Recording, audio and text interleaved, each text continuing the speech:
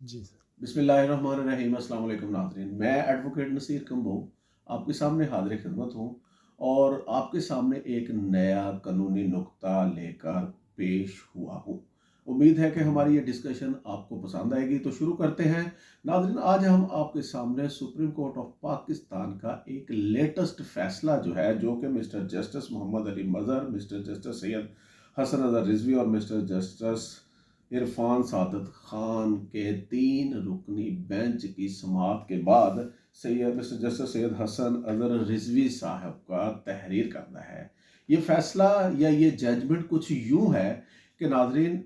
हमारे मुल्क में अक्सर ऐसा होता है कि ओवरसीज़ ख़वातीन से लोग शादियां कर लेते हैं और शादियां करने के बाद जो है वो वहाँ पे उनके साथ चले जाते हैं, लेकिन बाद में उनको छोड़ के आ जाते हैं और फिर जो है वो उनको ब्लैकमेल करते हैं इस पॉइंट पे कि हमारी तो शादी भी बाहर हुई है और शादी रजिस्टर्ड भी बाहर हुई है और ख़ातून भी बाहर रह रही है, लिहाजा पाकिस्तान की अदालत में ये हमारे खिलाफ केस दायर नहीं कर सकते। तो इसी तरह की एक प्रपोजिशन थी कि एक ओवरसीज पाकिस्तानी खातून थी जो कि अमेरिका की नेशनल थी और साथ पाकिस्तान की भी नेशनल थी, डोल नेशनल थी। तो उस खातून से जो है वो सुहेल अहमद नामी शख्स की शादी हुई और उस खातून को 9 महीने के बाद, शादी के 9 महीने के बाद वो छोड़ के अमेरिका से पाकिस्तान आ गया और उस खातून ने थ्रू अटर्नी जो था कराची में जो है वो डेसोलेशन ऑफ मैरिज और मेंटेनेंस का दावा दायर कर दिया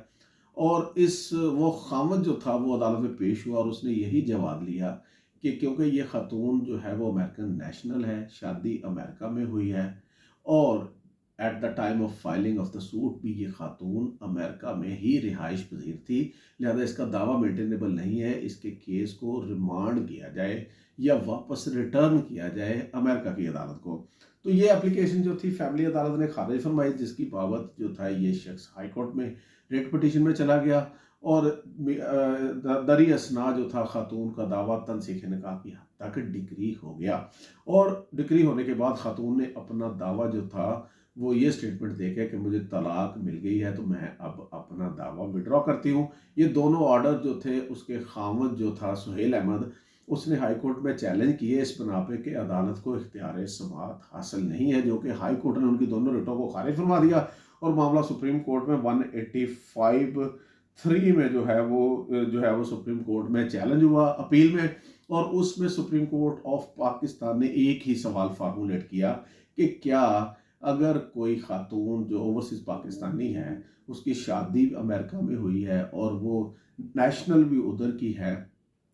और रजिस्टर्ड भी शादी वहीं पे है और at the time of filing of suit भी वो खातून पाकिस्तान में नहीं है, तो क्या पाकिस्तान की अदालत को इख्तियार समाअत हासिल है? तो इस सवाल का जवाब बड़ी डिटेल से जो था honourable supreme court of Pakistan ने दिया है, जिसमें ऑनरेबल सुप्रीम कोर्ट ने जो था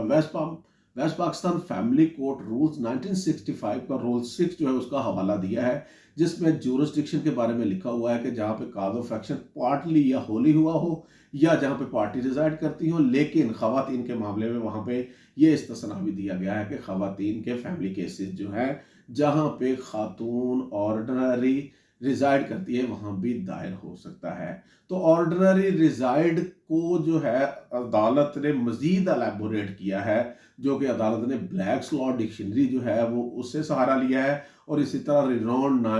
रिनोन्ड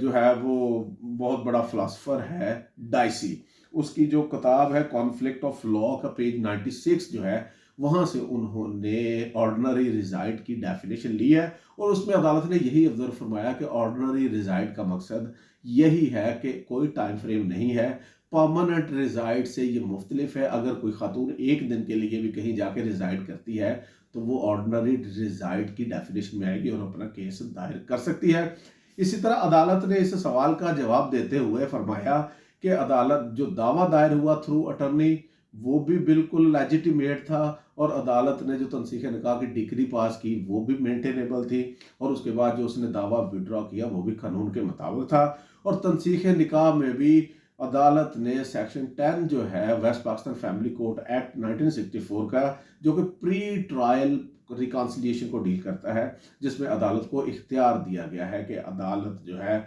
अगर रिकन्सिलिएशन नहीं होती تو عدالت جو ہے خلا کی ڈگری یا ڈیزولیشن آف میرج کی ڈگری جو ہے وہ پاس کر سکتی ہے۔ میں سمجھتا ہوں کہ یہ ججمنٹ جو ہے وہ ایک لینڈ مارک ججمنٹ ہے، اور جو لوگ اوورسیز پاکستانی خواتین سے شادیاں کر لیتے ہیں اور پھر ان کو بلیک میل کرتے ہیں کہ یہ کون سا ہمارے پیچھے پاکستان کی عدالتوں میں آ کے مینٹیننس ڈاور آرٹیکل ڈاور اماؤنٹ یا ڈائیورس لے سکتی ہیں، تو ان کے لیے ایک تازہ ہوا کا جھونکا ہے، اور آئی ہوپ کہ اس سے جو ہے وہ